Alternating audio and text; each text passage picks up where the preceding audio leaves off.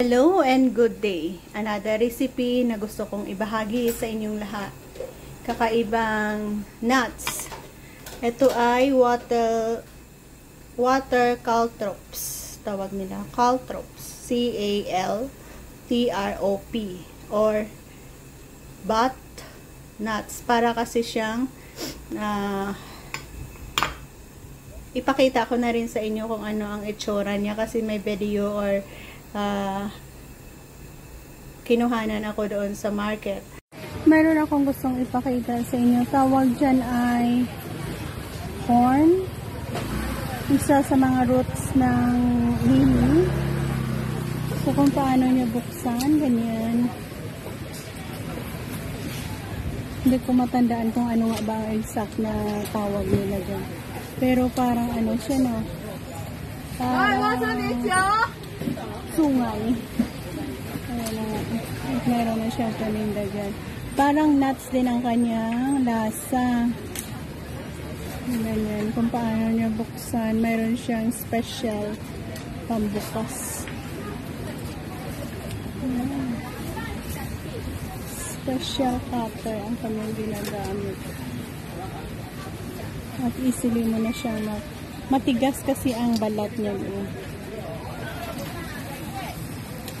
Ganun siya. Kanto, ma? Wala po. Sama niyan, may binigay silang libreng yan. Cilantro. And buto-buto, yan ang aking sabaw plus gulay, yan ang aking lulutuin or recipe na gusto na namang ibahagi sa inyong lahat. Before natin lutuin or pakuluan silang lahat, sa second outer layer na ito, pwede mo pa yan matanggal. So, pakuluan muna natin siya sa tubig para mabilis nating tanggalin ang balat niya. Yan na nga, meron ako dito na-prepare na kumukulong tubig. Saglit lang yan, hanggang sa matanggal ang kanyang skin para puti na yung ating lulutuin or pakuluan. Sa ating buto-buto, hugasan din natin yan sa mainit na tubig and then sabay nating pakuluan sila. So, continue to stay tuned. So, ayan, may kumukulong tubig na tayo. Unahin natin pakuluan ang ating buto-buto na nahugasan na natin sa mainit na tubig. Pakuluan ng mga few minutes dyan. And next na, ilalagay natin ang ating caltrops.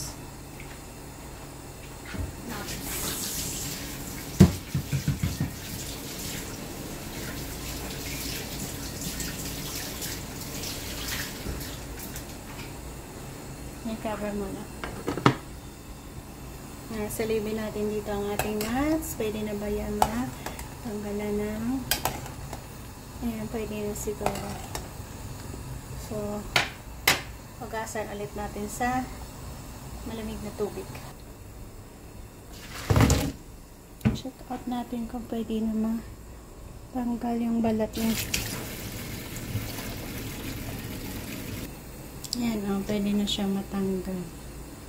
Easily na to take out. So, isa-isahin natin. Tanggalin ang balat niya. Ay, hindi ba lang balat? Ganyan niya. And, wag ko na kayong isabay. Welcome back. Dahil sabi ko, hindi ko na kayo isabay. Yan ang mga skin na ating natanggal dito. Hindi man totally natanggal lahat, pero ayan na. Natanggal na rin pala. Yan, hindi na yan So, okay na yan. And ready to cook na tayo dyan. So, yan ang mga balat na ating natanggal doon sa nuts. Yan, silipin natin. So, all okay na yan. Pwede na natin ilagay ang nuts natin. Lagyan ng salt and MSG. Pagka soft ng nuts, pwede na natin kainin. Ganyan ang ka-easy.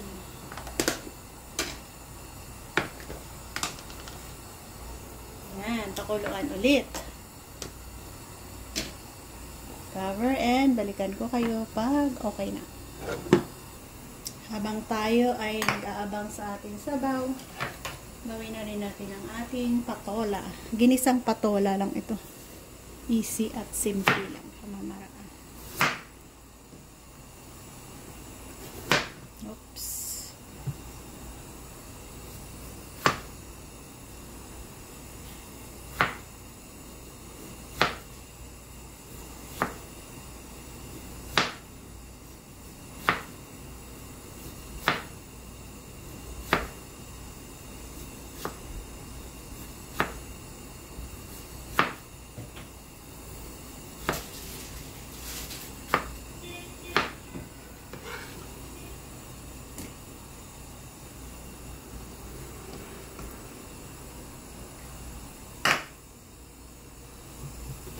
Siguro ganitong size na lang. Oops, nalabagsak. Isa ay nalaglag.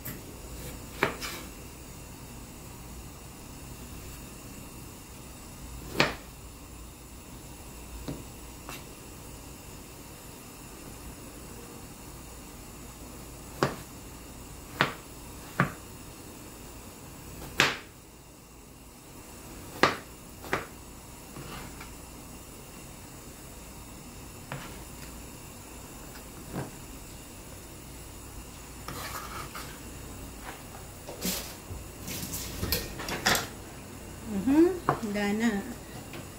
Ready to cook na rin yan. Cooking oil. Pag-isa ng garlic. Ginisang patola.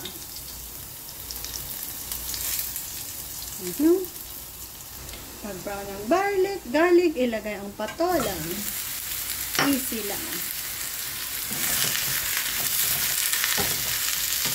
Bisa-bisa.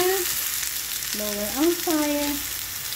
Lagyan ng konting tubig. Galing sa pinapakuluan natin sabaw. Shared soup lang sila.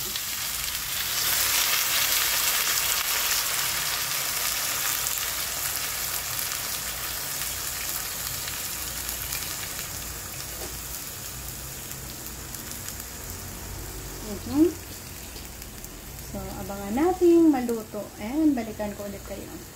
Habang muna saglit.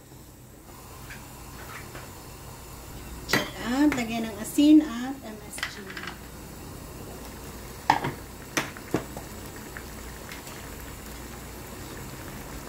Konting asin. Konting MSG.